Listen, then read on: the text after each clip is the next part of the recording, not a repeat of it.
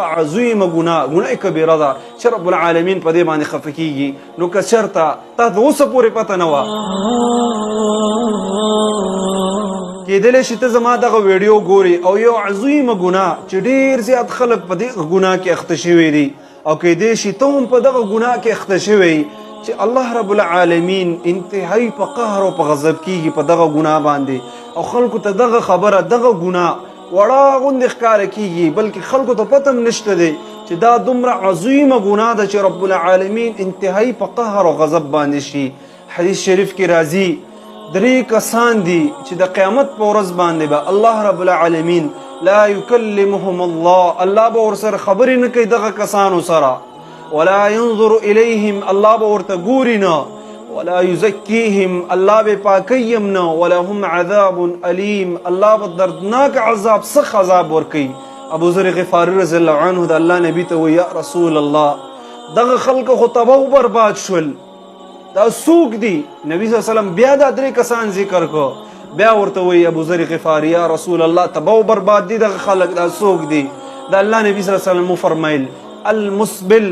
دی کې اولنی نمبر کس چې کوم دی هغه کس دی چې هغه خپل پیسې د ګیټونه لاندې ساتي، په خپو کې پیسې راکاږي، دغه کس ته به الله رب العالمین دردناک عذاب د قیامت په ورځ ورکوي، الله به ورته ګوري نه. بل حدیث کې راځي د الله نبی صلی الله علیه وسلم فرمایي ما اسفل من الكعبین من الازار ففي النار، هغه پیسې هغه ازار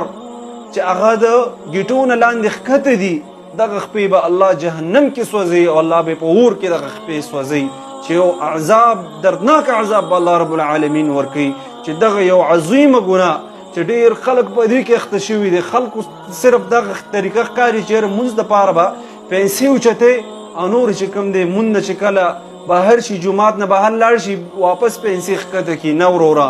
دغه د الله لعنت په تا باندې راورېږي، الله رب العالمین انتهایی په قهر کیږي، په غضب کې شي په دغه ګناه د وجې نه. څنګه چې زنا،